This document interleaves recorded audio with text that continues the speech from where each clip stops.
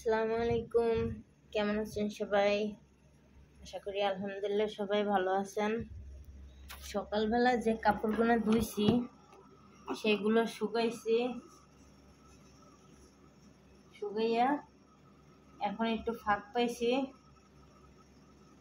তাও ফাঁক নাই। মালিকের মেয়ে এখনো পাকঘরে আসে নাই, ওই আসলে পরে আর কি সময়টা পাবো না।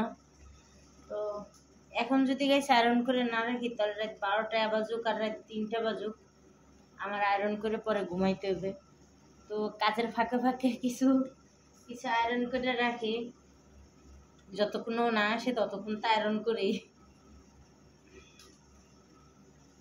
তো গাইস কাজের ফাঁকে ফাঁকে আয়রন করে রাখতেছি, কারণ প্রতিদিন এক এক জুড়ি 2 জুড়ি কাপড় চোপড়। আজকে এই যে 2 জুড়ি ধুইলাম, ধুইয়া শুকাইছি, এখন আবার এই আয়রন করতেছি।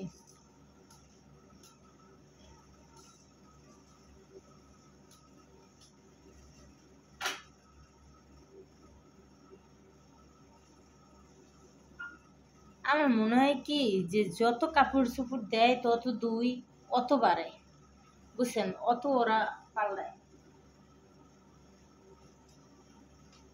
আর কি করবো বলেন, কি একটা কপাল, ডাকও লইতে পারি না।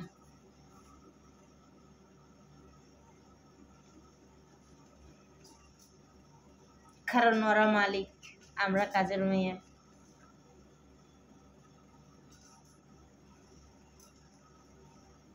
তো কাপড় চোপড় ধুইয়া পারলেও গেছে আয়রন করতে খুব খুব খুবই কষ্ট হয়।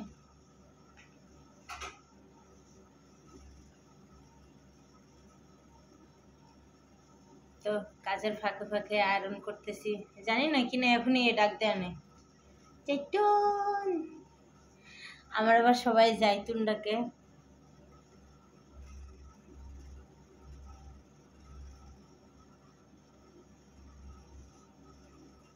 তো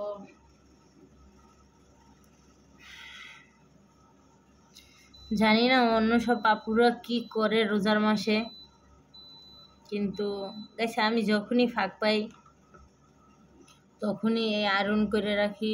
না কালকের মতন রাত্রে অনেক রাত পর্যন্ত আয়রন করে রাখা পরে ঘুমান লাগে।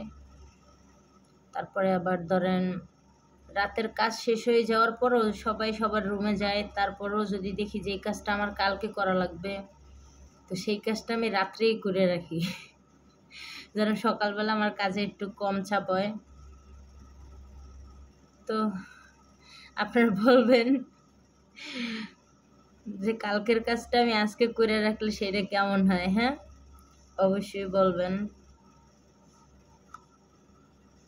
আর আমি কিন্তু রাগ করছি আপনাদের সবার উপরে, আপনারা কেউ আমারে কমেন্ট করেন না, আর যে ভাইরা করেন তাদেরকে অনেক ধন্যবাদ, কারণ আমি কমেন্টের রিপ্লাই করি। আর যে ভাইরা দেন নাই অবশ্যই কমেন্ট দিয়েন, আমি উত্তর দেব। বাই বাই, আল্লাহ হাফেজ।